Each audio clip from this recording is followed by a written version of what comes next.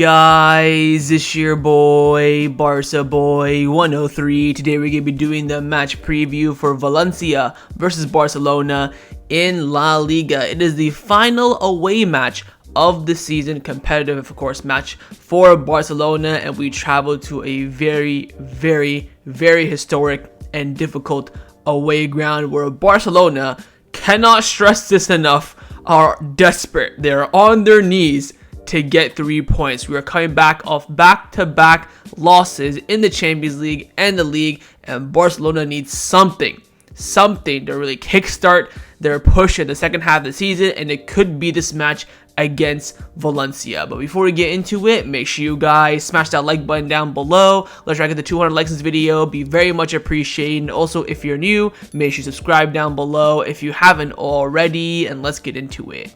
Kickoff time for this match will be taking place at 9 p.m. local time, so regular kickoff time in La Liga, and this match will be taking place at the Mestalla Stadium, a stadium that has caused Barcelona a lot of problems in recent times, but over the past few years we do have a positive record in that ground, and the referee for this match has also been confirmed. On the pitch it will be Miguel Angel Arias, and on the VAR it will be Ricardo de Borgas. Let's start off by taking a look at the league table, where Barcelona are currently sat in 4th place in La Liga on 34 points. After playing 16 matches, we have 10 wins, 4 draws, and 2 losses. You look at our last 5 games in the league, it's been a quite consistent record: 3 wins, 1 draw, and 1 loss.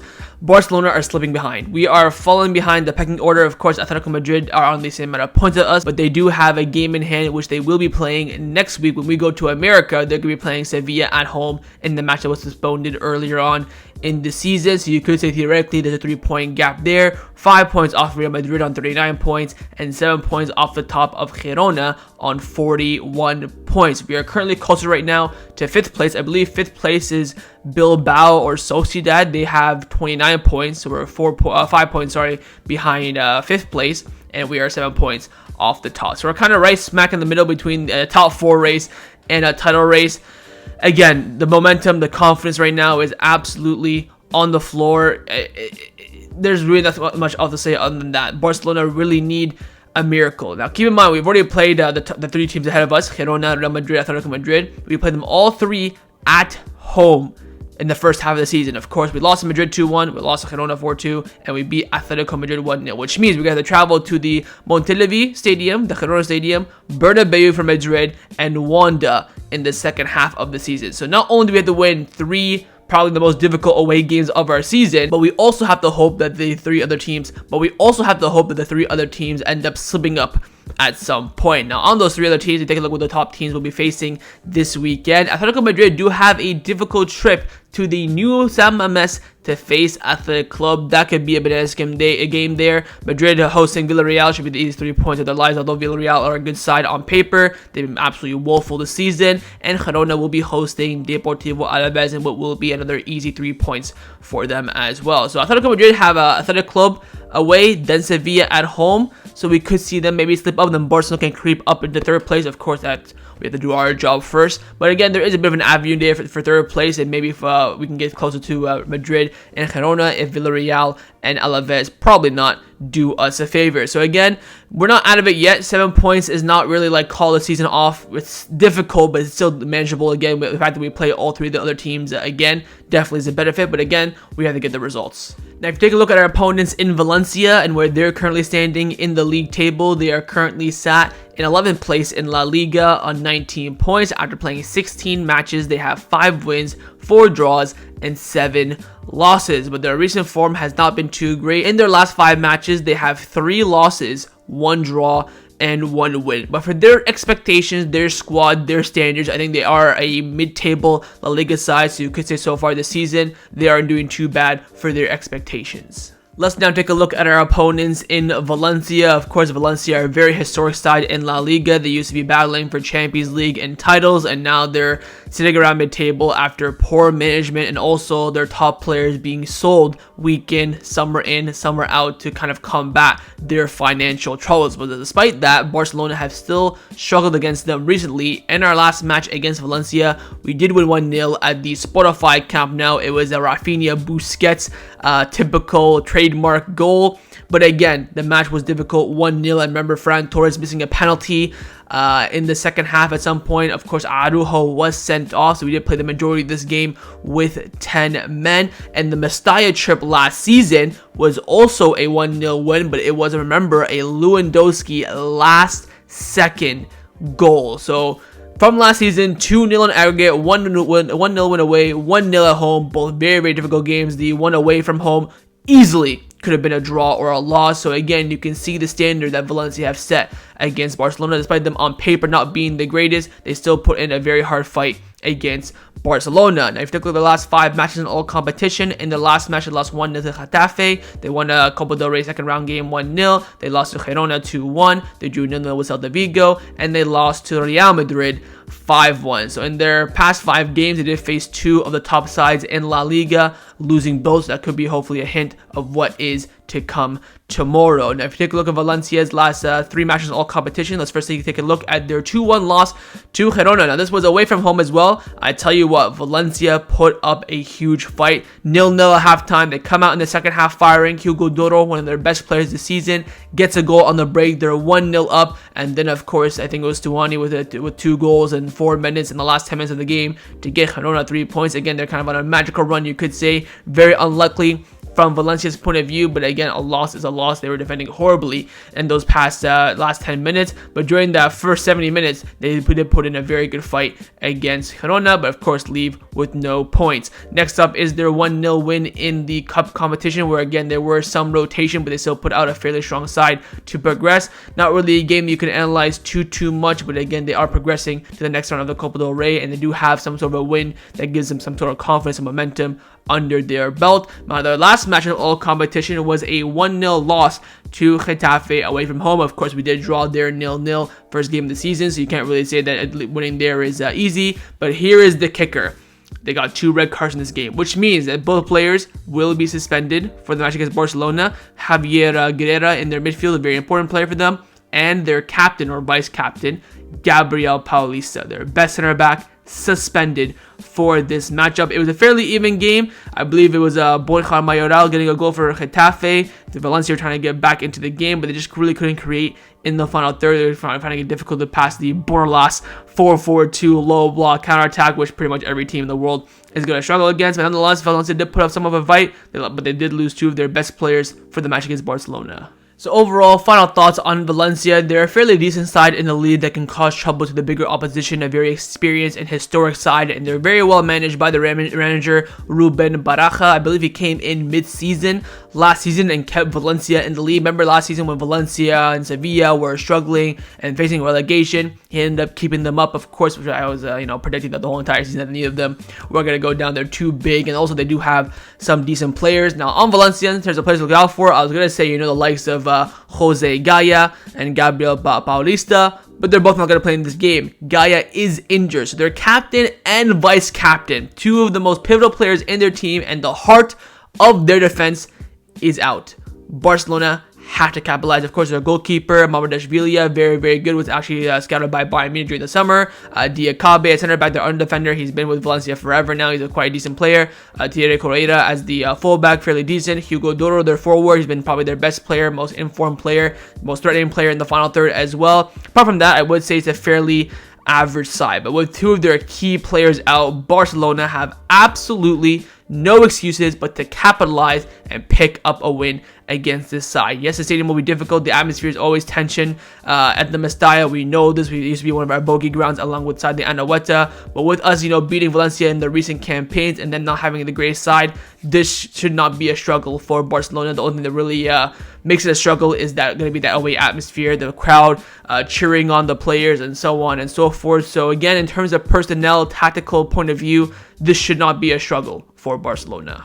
Let's now take a look at the squad list. The squad list for this match has been released and confirmed, and it is as follows: Cancelo, Balde, Araujo, Varane, Pedri, Lewandowski, Raphinha, Peña, Felix, Christensen, Romeo, Roberto, De Jong, Gundogan, Koundé, Astrolaga, Lamine Yamal, Casado, Cochin, Fermin Lopez, Cobrasi, Marguello, and Hector Ford. So from the last squad list, I think there's only one change, which is that Frankie De Jong has returned, and then that means Gaido has dropped out of the 23-man squad list. So apart from that, no real changes. It is a very similar squad to what we saw against Royal Antwerp midweek.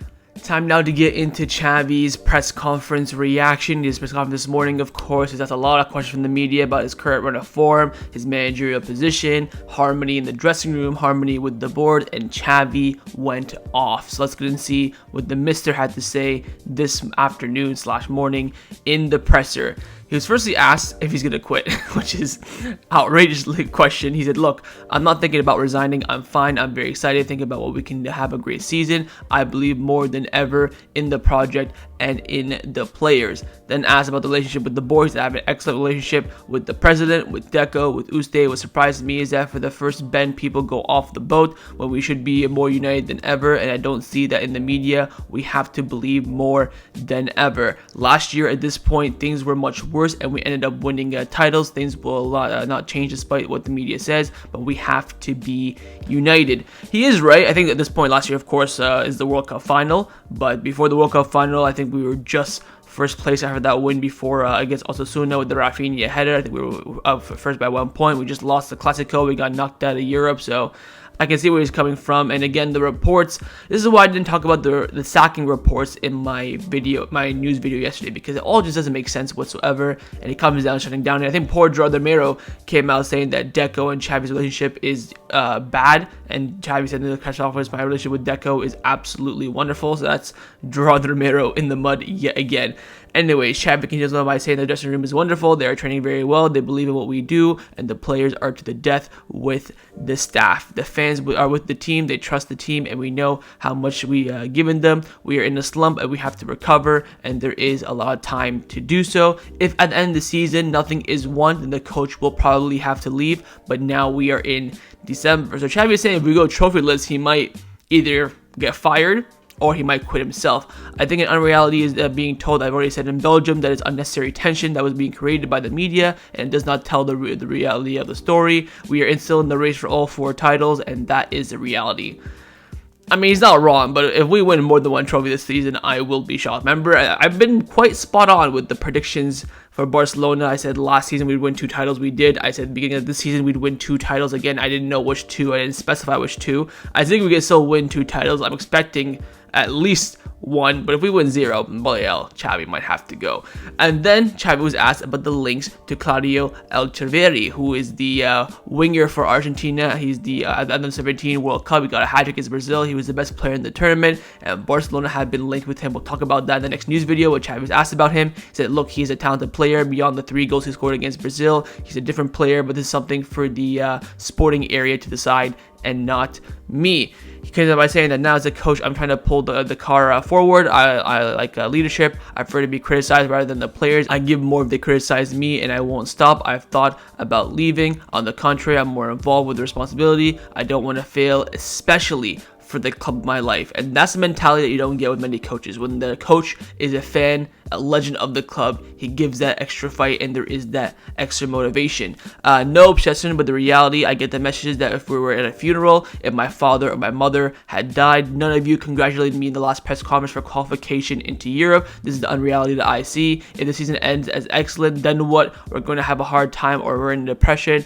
but there's the whole game. Against Atletico Madrid, we played a 10 out of 10 performance, not a 0. In the first corner of the season, we are not going to leave at that. So Xavi, again, making a great point. No one in the post-match press conference for the Antwerp game said congratulations to Xavi for qualification, finishing top of the group, and that's the reality of it. The media is not really against Xavi, but anything they can do to, of course, sell news and get likes and retweets and get interaction, they're going to do, which again makes sense. But again, everyone after the Antwerp game, oh, Xavi might get sacked, oh, Xavi's on the ropes, blah, blah, blah, blah. And the reality is, it's nothing but calmness. Even last night, there was the first team Christmas party, and Joan Laporte did a little speech. The speech was released to the media. We fully back Xavi. We fully back the players. The objectives to win all 4 trophies. We're still in it, and we have absolutely blind faith in everyone. So again, it's just all commotion.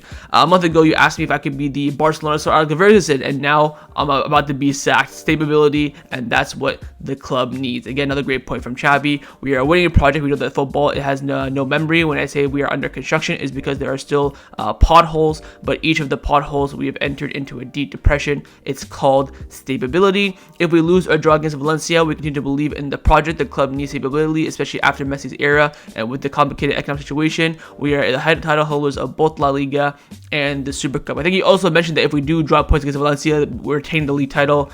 It's not going to be over, of course, but it will be very, very, very difficult. But again, all about stability. He's absolutely spot on again.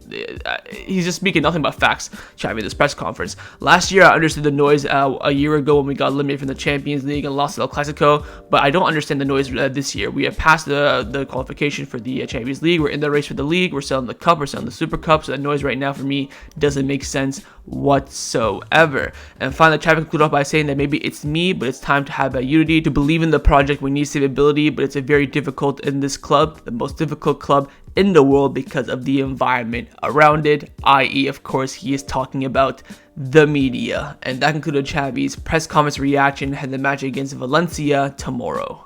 Let's now get into the lineup prediction. We're going to start with the manager, of course, Xavi Hernandez. I'm going to try my best to predict his lineup. It should be fairly simple to predict after midweek rotation. And of course, desperate for a win. I've gone with this lineup on the screen right now for Xavi. I've gone with Iñaki Peña in goal, a back 4 of Koundé, Araujo, Christensen, and João Cancelo. Midfield 3 of Gundogan, De Jong, and Pedri. And our front 3 of Raphinha, Lewandowski, and João Felix. That midfield 3, front 3, set and stone. 100%. It's just about the back line. The question really is, will Xavi bring in Balde and put Cancelo at right back and then have pick between either Koundé, Araujo, and Christensen to play as a center-back partnership? That's the only real question. Do I see Xavi putting in Balde? No. I think he will put Koundé there at right back and have Araujo and Christensen in the middle. Again, that is probably the only change he could make. That midfield 3, Fermin, Romeo ain't touching it. That front 3, despite Lamine Yamal playing very well against Antwerp, I don't think that's done enough for him to start this game. Of course, Ferran Torres scored, but I don't think he really played that well, so I don't think Xavi will start him. This, for me, 99% going to be the lineup. Barring one change, I wouldn't even say 2. One change to this team at the absolute most is what's going to happen tomorrow. This will be the majority of the team, barring, of course, maybe one change in the defense. But this is the line I think that Xavi Hernandez will select for this match. But of course, in the comments down below, let me know what you think Xavi will go with. Now I'm going to show you guys my lineup, what I would do if I was a Barcelona coach, and I have made 2 changes from Xavi's lineup prediction. I've gone with this lineup on the screen right now. I personally would pick Iñaki Peña in goal, a back 4 of Cancelo, Araujo, Christensen, and Alejandro Balde, midfield 3 of Gundogan, De Jong, and Pedri, and a front 3 of Lamine Yamal, Lewandowski, and João Felix. Of course, the 2 changes I brought in, firstly Lamine Yamal for Raphinha. I think Lamine Yamal was absolutely fantastic against Antwerp and should be awarded with the start, and Raphinha has been shite. Plain and simple. I brought in Balde in the defense for Jules Koundé. So I've gone with a natural back 4, Cancelo right back, Balde on the left, Christensen and Araujo in the middle. You're probably thinking, why have you put Koundé on the bench? Why are you not starting Koundé alongside Araujo? Koundé has been wank. Absolutely shocking over recent weeks. I think he put a good shift in against Atletico Madrid. Since coming back from injury, he's played probably about 10 games. None of them dog crap. Absolute dog crap. For me, he has to be dropped. Put a little bit of a stance on him and say, you know what, if you don't play well, this is where you're going to be right here.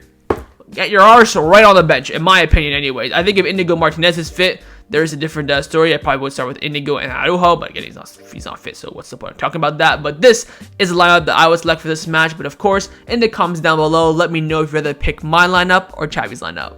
Time now for my score prediction. What do I believe the result will be in this match? I have gone to Barcelona narrowly winning this match by 2-1. At this point, I'm not going to predict Barcelona to win a game by more than 2 goals unless we actually do it on the pitch. I think we will get the win, and I think it will be tight. I will say this though. If Valencia score in the first 5 minutes, we're finished. 100%. we will not come back. If we concede first, maybe, you know, 25th minute, half an hour into the game, definitely a possibility of making that comeback. But if we concede early, yet again, I think we're finished. For this game, Barcelona, cannot stress enough, have to get the first goal. It will knock the confidence of the Valencia players down, and also it will quiet down the crowd as well, which will be very, very important in a very condensed stadium like the Mestalla. Barcelona have to be clinical. I mean, it is basically, I spelled prediction wrong, by the way. I'm going to fix it right now, because if Barcelona don't put effort on the pitch, why should I in my videos? But listen, the reality is that we have to be clinical, and I keep saying this week in, week out, because I think the chances are there. The chances will come against Valencia. It's just not down to that Polish fraud up front to get the results. Look, I was thinking about benching Lewandowski for Gaya. I'm like, you know what? That's not realistic by any means whatsoever. Clinically, we have to be on point tomorrow. If we're not, the game is gone completely. Hopefully, we can keep a clean sheet as well. Doubt it, but I have got Barcelona winning this match, getting 3 big points, but narrowly by 2-1. But of course, in the comments down below, let me know what you think the scoreline will be. So that was a match preview for Valencia versus Barcelona in La Liga. Hopefully you guys enjoyed this video. If you did, make sure to leave a like, and of course leave me your thoughts down below in the comments on everything we discussed. But the main thing I want to first see, of course, is your score prediction, and secondly on those lineups. Firstly, would you rather pick my lineup or Xavi's lineup? What do you think Xavi will go with? Or would you go with you're the manager? Leave me all your thoughts down below, and of course make sure you guys subscribe down below as well if you haven't already. And I will see you guys tomorrow for the live watch along. Set the reminder on the screen and come and join me and watch the game with me. Follow straight after the match by my match review. So I'll see you guys tomorrow. Huge game ahead. Let's hope that we can finally get 3 points for the first time in what feels like it's been forever. Take care and Forza Barca.